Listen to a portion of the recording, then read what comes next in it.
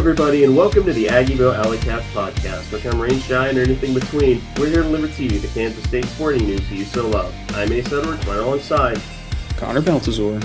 And welcome to this week's episode where, again, we're in the doldrums of the offseason. And I would say that we're probably 2 weeks out from our season preview. It is going to be later this year, but the week after this comes out, we would be lucky if we did an episode at all, because for those that are unaware, the bar exam is next Tuesday and Wednesday. So neither of us are going to be very happy campers for the duration of next week.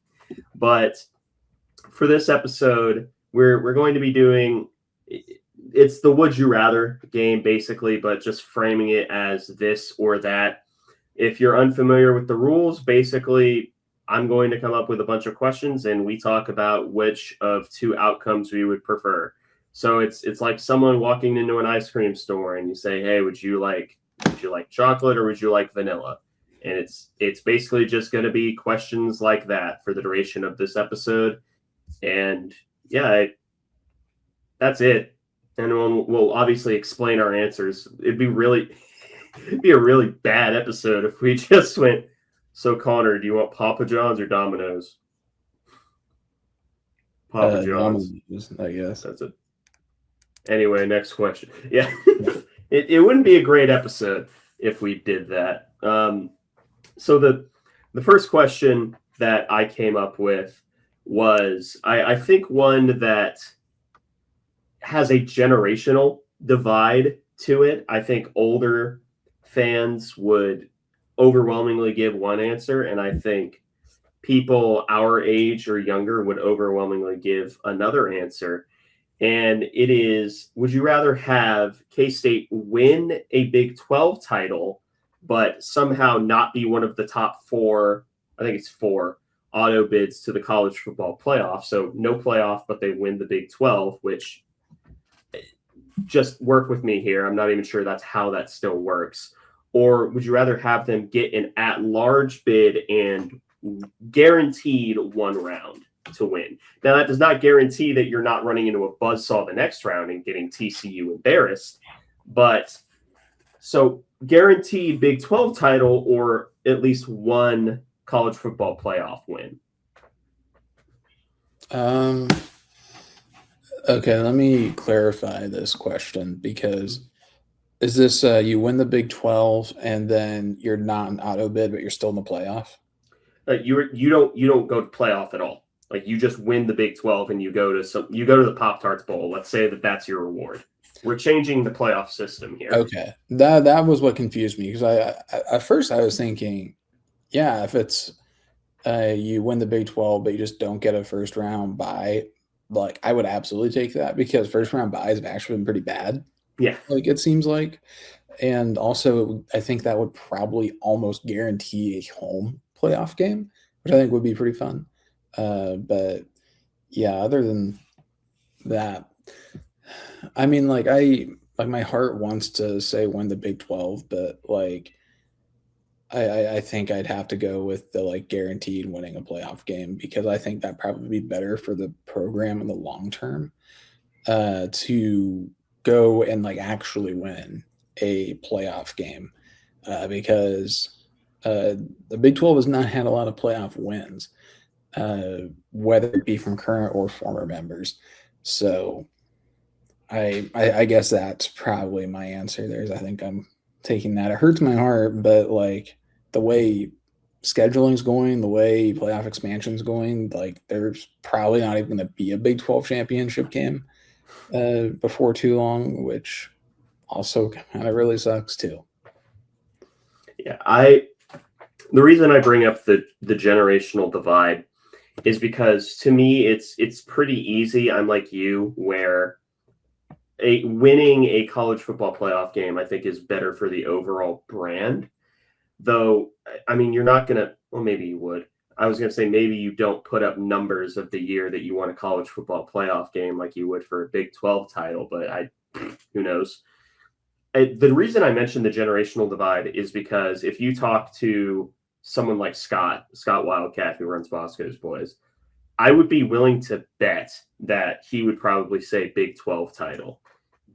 And maybe this is a meta commentary on the state of college football and how the good old days were.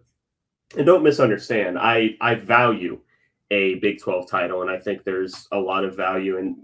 I mean, probably the most fun year of the show was the year that we won the Big 12 in football. I mean, is it the best year of the show production quality wise? Probably not, but it was definitely the year that we were having the most fun top to bottom. And it, of course, it helps that we had the Marquis Stowell flamethrower games, but it wouldn't be anything compared to, I think, the fun that we would have going to a college football playoff, because there was excitement for us going into the Sugar Bowl.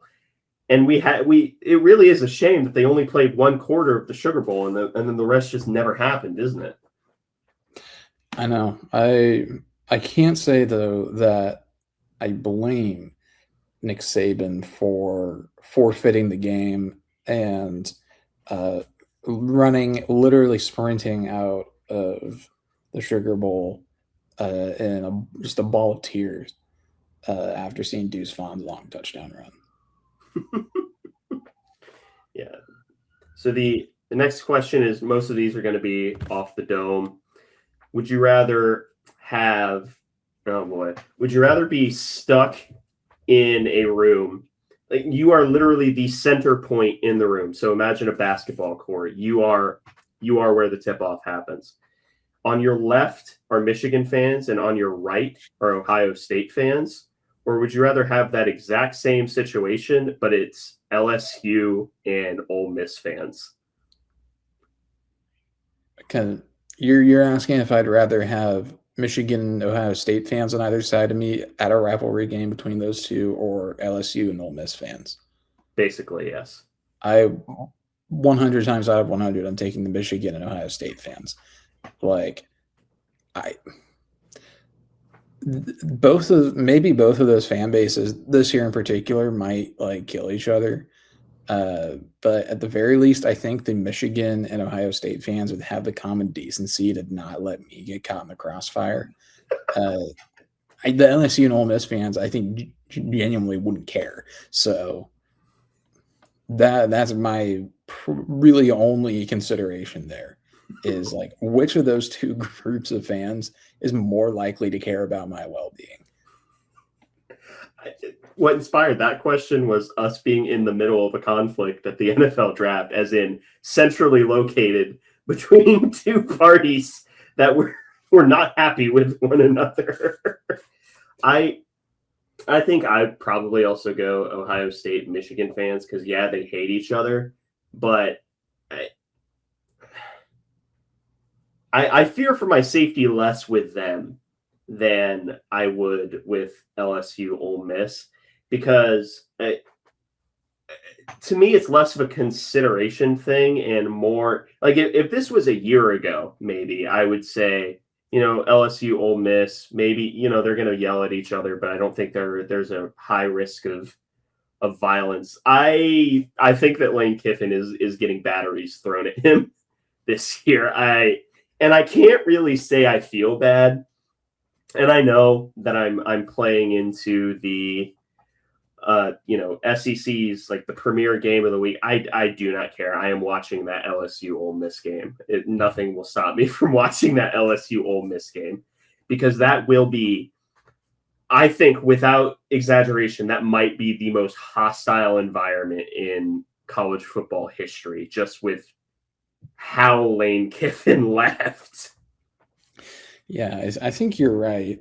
And they're on Bosco's Boys, their yearly like college football road trip.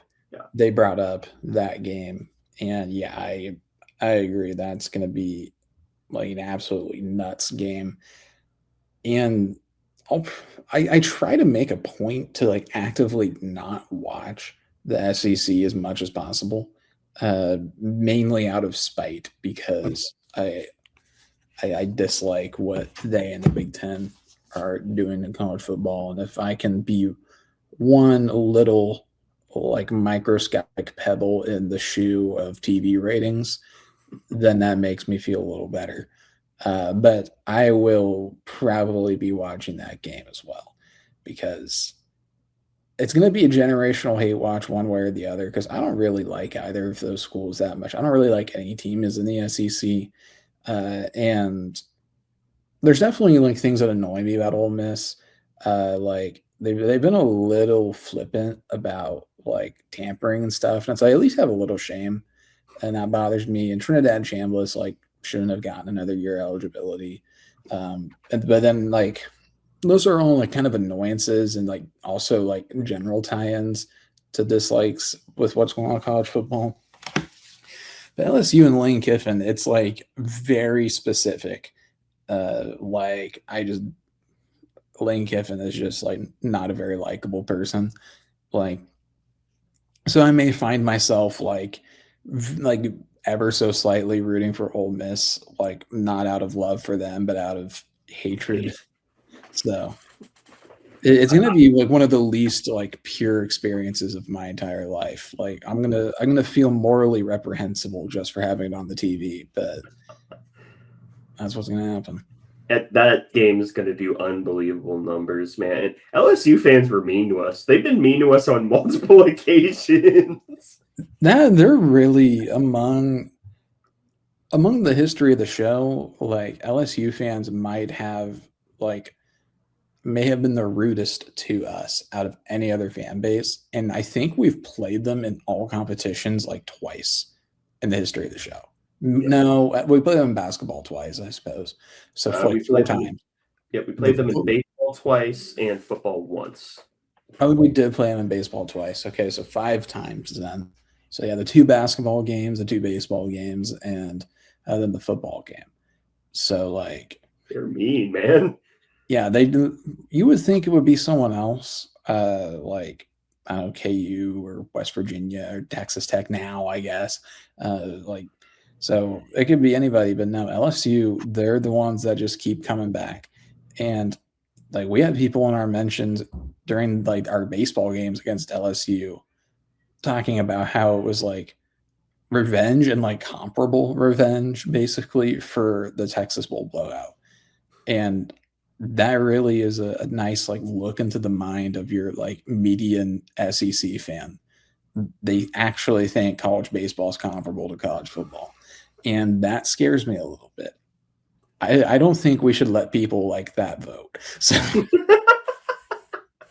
yeah, that's all I got. Maybe that's why the SEC is so good at baseball, is they've kind of diluted themselves into thinking that it is an equal sport to football, which, I mean, hey, if it works for them, it works for them. I mean, the strongest Colts, they form strong bonds through delusion. It's shared delusion.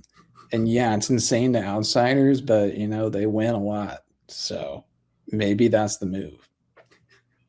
Starting a cult, I mean. Starting a cult. The cult of Willie. It has begun. Sure. Yeah. Let's bring back Thick Willie, break him out of retirement. He can go to grad school and let's get it started. Okay. Next up, would you rather only be able to watch FCS football in below or only be able to watch Big 12 and SEC football and the playoff?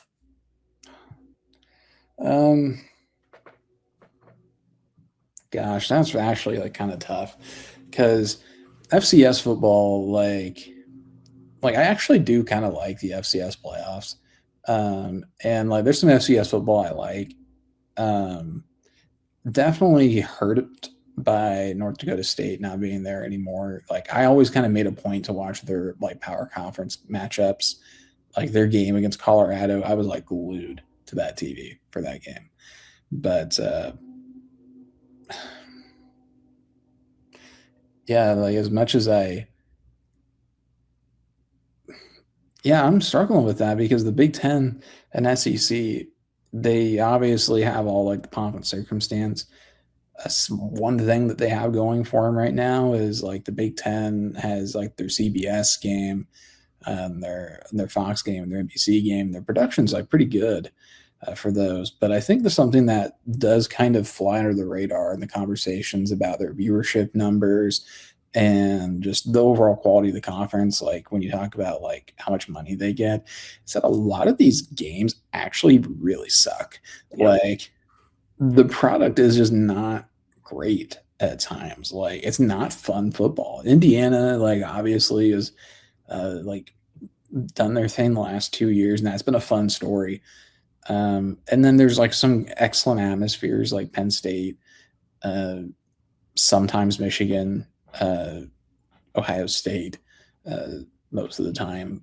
And then the SEC, it's like, I don't know. It's like some of those games are great, and some of them also kind of stink. Like, I think it's a better product than the Big Ten probably, but like I don't know. I feel like I need a shower after watching them. But the FCS also like that product is just so hit and miss. Like, I mean, sometimes like it's a lot of fun, but man, when it's bad, it's really bad. Like, so that's a tough ask. I guess I'll probably go with Big Ten SEC just because I think you're more likely to get good games. And like I feel bad saying it, but like I feel like saying the FCS would like just be a lie. Like, because I so badly want to be able to say that that's the answer. I think I'd like that to be the answer, but I don't know if it's the truth. This is we're 3 for 3 at this point where we agree, and a big part of this is I do have an SEC school that I do support by virtue of family in Missouri. Still don't like the head coach though, huh? Don't hide behind them. No, like that's why I would not be a Mizzou fan, but for my mother going there. But I still don't like the head coach though, and that is one way that I think everyone who talks to me either on Twitter DMs or Instagram group chats, you know who you are, knows how to get under my skin very, very quickly by just mentioning Eli Drinkowitz because oh my god. Anyway, I would say Big Ten SEC, but I would do so like begrudgingly, just because. Yeah, you do get a lot of really, really bad games. You get a lot of rock fights, and I think that people have sort of deluded themselves into thinking that rock fights are the purest form of football. And as God himself, also known as Mike Leach, once posited, what if I threw the ball though? Really? And I every for every Mississippi State, oh god, who's another SEC school? For every Mississippi State South Carolina game, there is going to be another, Alabama Tennessee game at Neyland, and I specifically had Neyland in mind when I was thinking about this question because I mean that is a really, really good atmosphere just by virtue of the amount of people they shove into that stadium. Obviously, the Iron Bowl, then you have the game. To me, I'm not even talking about the manufactured biggest matchups. Like, legitimately, just some of the most historic matchups are in those conferences, like Ohio State, Michigan, the Iron Bowl. And this is coming from someone who will fully admit that most of the quote unquote big games in the SEC are highly manufactured and don't carry that same feeling. Yeah. I cannot watch games commentated by Joe Tessitore for that exact reason. Like every freaking game that he commentates on ABC for the SEC on ABC, he is trying so hard to make it a moment and to make it a thing. And like anytime anything happens, he's like building it up before the snap. And it's like, man, there's like 13 minutes left in the second quarter. Like, can we let this game breathe a little bit? It's like the wettest fart anytime something does happen because like he's built up so much and you just don't like the payoff is never worth it. Exactly. You got to time it right. Like, and you got to have a little more present. That separates like a guy like Chris Fowler or a guy like Jason Benetti. And McDonough. even a guy that's like, I think got more good graces recently, but like historically has had mixed opinions. Is Joe Buck from Fox, because like people were always so annoyed with him for being like very monotone. But he's typically good at like the big moments and like making them feel big. But if every moment's a big moment, then no moment's a big moment. Yeah, it's, as Syndrome said, when everyone's super, no one is. Yes. And one last thing on this, on the playoff, I was sitting here thinking about it, and I thought, I actually still do like the semifinals and the championship pretty well. I think they do sometimes struggle a bit with over delivering on the messaging of it being the playoff. And I've also found I kind of like the first round too on campuses. With that being said, though, I could not care less about the quarterfinals. Like, I do not like the in between of the semifinals and the round on campus. I do not care about it at all, and I can barely make myself watch some of those games. But like the semifinals, I still find fun, and the championship game, like I still enjoy to some degree. But I don't know. That's my general thoughts on that. The next two questions, one's about announcers, one is about where you play the games. Which one would you like first? I'll do announcers. We were kind of talking about that already. Okay. For K-State's designated announcer, would you rather have Connor Onion or Sean McDonough? Probably Sean McDonough. I think Connor Onion has grown on me over these past couple years, and I think he's got the potential and the chops to become a like really good commentator. I think he's pretty close to getting there. He just needs like a few big moments. And I also don't think Mark Helfrich is like the best color commentator for him. I will say Mark Helfrich is like fine. He's like inoffensive, I think, but he doesn't really elevate the game for the most part, I think. But Sean McDonough does have some iconic calls. I do think he faltered a bit in the playoff this year. I think he was falling a little into Joe Tessitore syndrome, less in pre-snap and build-up and more in mid-play overreaction. Yeah, I think, which I get that the Sean McDonough does, like his biggest like highlight moments as a commentator are like just huge moments where he can't contain himself, and the voice cracks and everything. The ball was Jalen watched everything. So, scores on the last part of the game. He's got iconic moments, but you gotta wonder if ESPN is like coaching their commentators to like overreact on purpose. It wouldn't shock me if they were like basically sabotaging all of them. But yeah, I think Sean McDonough is probably my pick between those two. But I do like Connor Onion. McDonough or prime Gus Johnson? Ooh. Not current Gus Johnson, who like his fault. I get it. He's getting older. Like sometimes you lose your fastball, but like don't misunderstand. To me, he's still like top 5, but he was like number 1 for the longest time for me. Yeah. I think basketball is an easy Gus Johnson. He didn't do a lot of college basketball, or a lot of K-State college basketball, I think, just because of networks. But he still does college basketball, I think, with Fox, but it's not really what he's known for. And like he's got his iconic college football moments. So honestly, Sean McDonough, I do think, is a little bit underrated in that space. I think prime Gus Johnson I'd probably take. But Sean McDonough like made me think about it more than I expected to.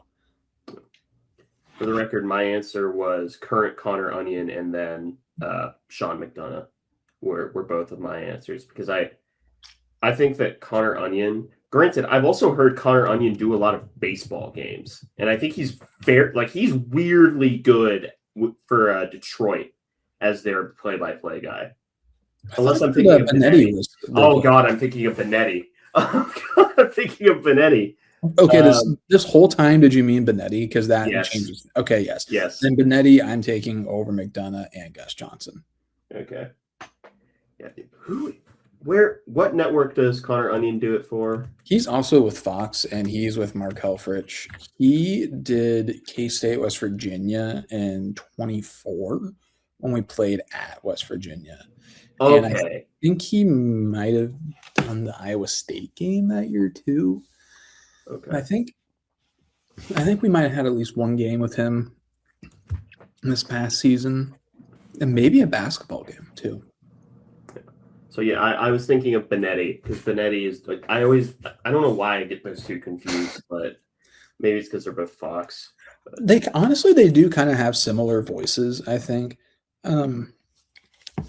I think for me the biggest difference, and this isn't really something that's particularly controllable, but on their voices, is I think Benetti is better, and this is I think a really important quality for a good commentator, is for a play-by-play guy at least, is to be able to increase your I guess your tone and like your urgency and even kind of your volume a bit without having to like really overcorrect, like staying at like relatively like the same level, while being able to like adjust your inflection. Like I think Benetti's really good at that, and containing his excitement while still making it clear that something exciting has happened. Because for as much, I love commentators that do like effectively do the over the top stuff and like get really excited and boisterous. But I just as much as that, I love ones who are able to get really excited while remaining contained. And also, Benetti's just so good at describing the game as well. Like, I don't know, that he's really good. And I don't think he calls games with Heward anymore. I think Heward's either with a different network or doing something different entirely, or they might have moved him around. But that Benetti Heward combo, so good. The next question, we have two more. Then I think we'll call it. Both are about stadiums. The first one is: would you rather have K-State be forced to play every game at the opposing stadium, so it's always an away game, or have K-State play every game in an international venue? So it's still the Kansas State Wildcats. Like K-State is still like they have the Manhattan campus. They play all their games in Wembley. And it'd be the same international venue. They change every 3 games. Okay, just pick one. All right. And would we always be the home team, or would it just be all neutral? We would always be the home team. Interesting. For as much good as that would do. Yeah, I guess. I don't know. Kind of both of those suck. Yeah. Because I'm trying to weigh what's the value of never playing a home game and always being in a hostile environment by traveling for all your away games versus the difficulty of not even being in your home country for the entirety of the season, which, I get, international sports that happens. But like, you're then also like bouncing around from place to place. And you also, even though you're international, like, and you never really have a true away game, you never have a true home game either. And if you're really never getting a true home game, you're never really getting comfortable, which that goes for both of them, I know. But, and then also, I guess, travel logistics, international versus domestic. Domestic, you're doing more frequent changes, but international, every like 3-ish weeks, just as you're kind of getting comfortable, like you're probably going to a different country. So I will say that I think the home field advantage just manifests in a different way if you go international. It's not noise, it's jet lag. yeah, that is true. That is true. So that could be a major benefit out there, especially considering that you'd have a major disadvantage with travel fatigue domestically because you would constantly be traveling and you would really not ever be home. It really suck for the fan base though. Um, I think I might have to go with international given those two options. But I'd really want to like break that down a little further because there's probably a lot of other considerations there. But I think the big thing for me is at the very least, you're not getting every team at their place because I think 12 away games would just be brutal. I think I actually am going to go with the 12 away games, though, just because, I mean, yes, the home field advantage. I'm not thinking as like for as a team. I'm thinking as a fan of the team. It'd be so much more convenient to watch them on U.S. time zones than it would be to watch them on European time zones. That is true. It was an 11 a.m. Central Time kickoff for the Aer Lingus game. Wasn't it like 5 or something Yeah, there? it was 5. Yeah, so I just selfishly, that's why I would just do all the away games, and maybe you get used to it. I mean, the Chargers were okay, and they basically had every away game ever for a period of like 3-4 years because they didn't have a home stadium. But Yeah. the last one I have is not a painful one. It is a pick your boon kind of question. Would you rather have seats of your choice to every K-State home game forever for the rest of your life, or all expenses paid trips to every road game for the rest of your life? But you can't. So if you pick the road games, you can't attend a home game. If you pick the home games, you can never attend a road game. I'm definitely taking the home games, I think.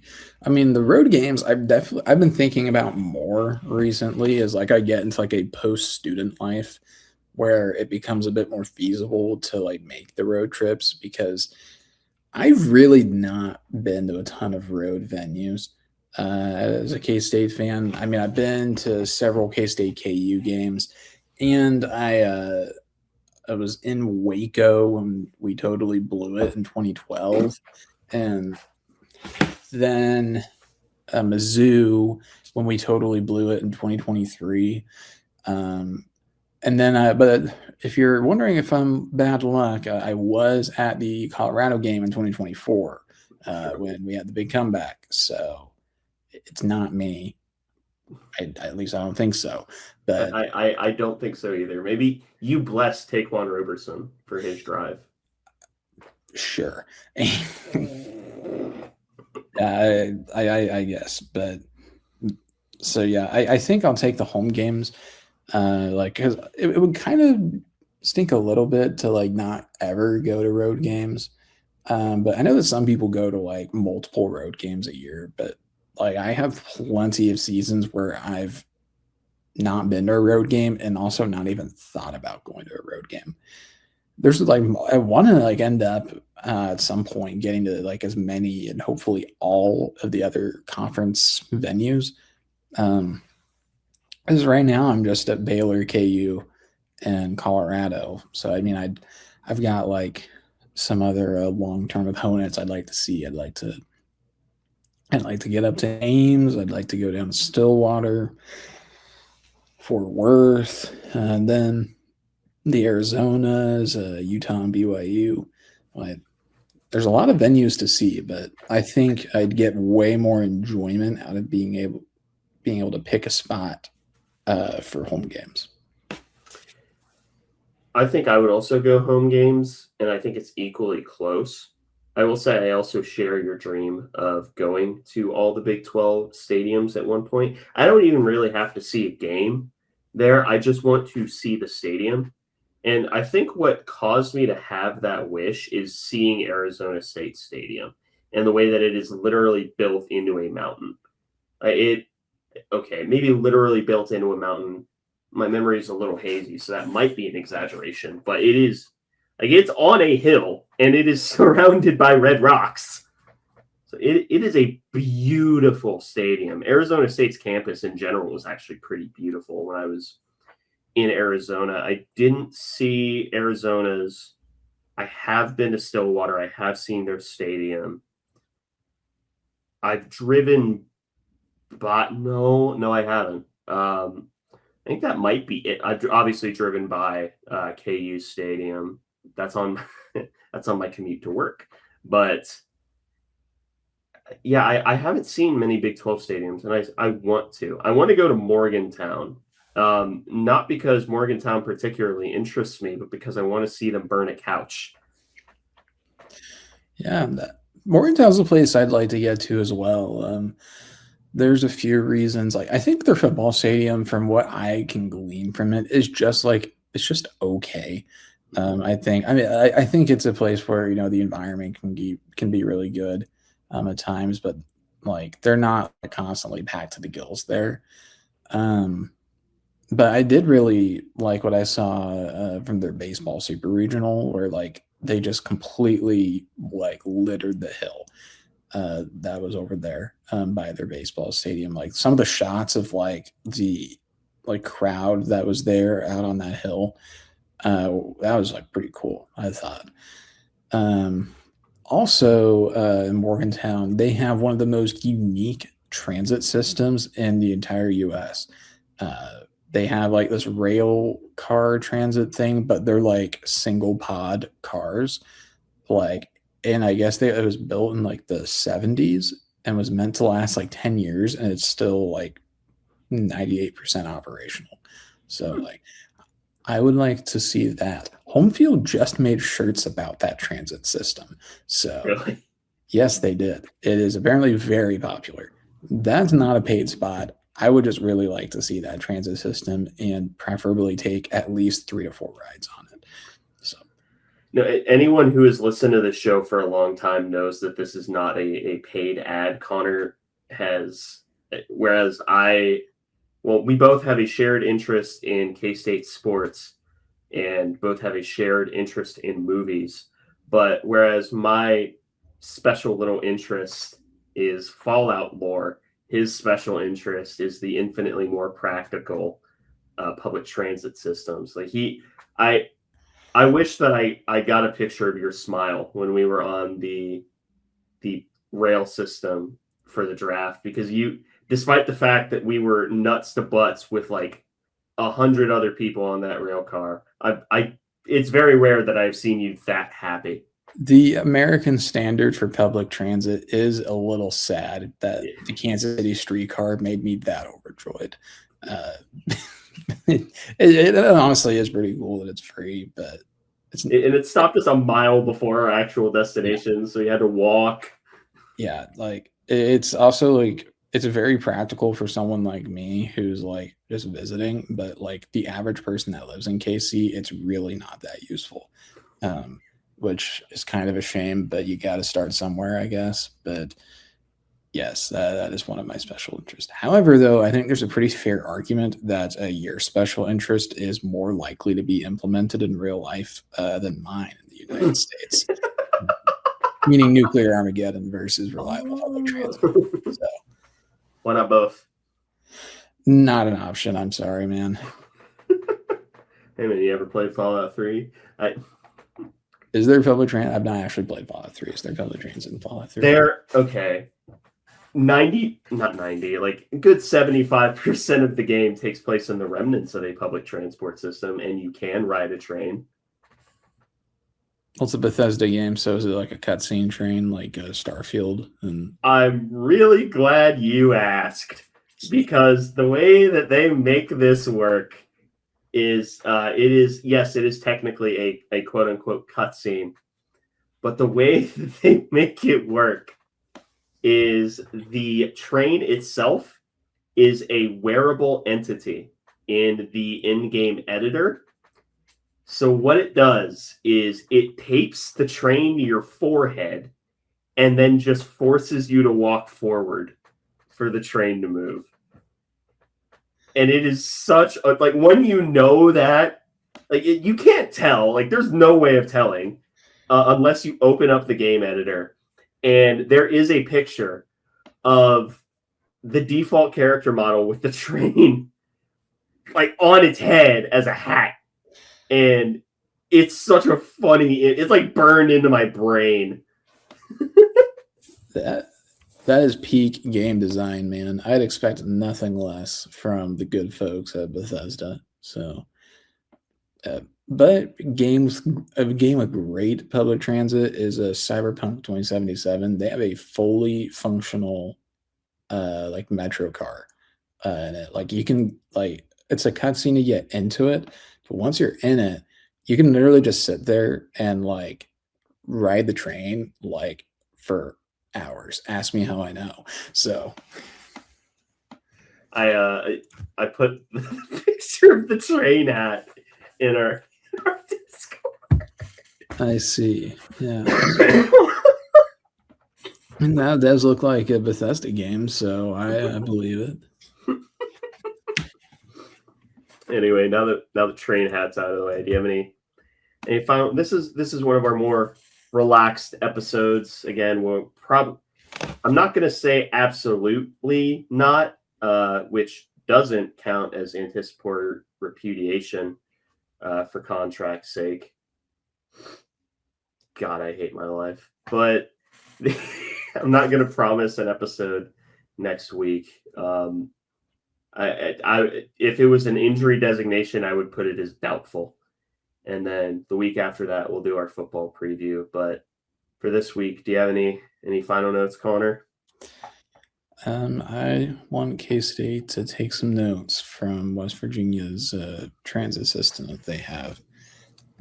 I think that if we could get something that's even half as cool, then I think it'd be, well, for one, we'd absolutely get a cool home field shirt for it. So if you're curious about it, it's the Morgantown Personal Rapid Transit. There's only one line. There's only 5 stations. And it's 50 years old. It's only 3.5 miles long, but it gets 16,000 daily riders on average. And the population in Morgantown is like about 40,000. So people be traveling in Morgantown. Like a little under half of the population rides that on a daily basis. Yeah. So this is a cry for help to put in the exact same thing, but from my front door of my apartment directly to the bill. Do you want another line for work or? No, we can just like put a ladder on the side and I'll just like slide down. Okay. All right. Well, with that being said, thank you all for listening to this episode of the Aggieville Alleycats podcast. If you want to follow or contact the show, you can follow us just about anywhere at Aggieville Alleycats. And if you want to email us, we're AggievilleAlleycats@gmail.com. If you want to follow us on a more personal note, I am at ACEdwards00. I am at Connor Bouts, or capital C, capital B. And if you want to support the show financially, please be sure to check out the official Aggieville Alleycats merch store, link found in our podcast and Twitter bios. But most importantly, thank you all for listening to this episode of the Aggieville Alleycats podcast. For come rain, shine, or anything between, we're here to deliver to you the Kansas State sporting news that you so love. Stay safe, Alleycats.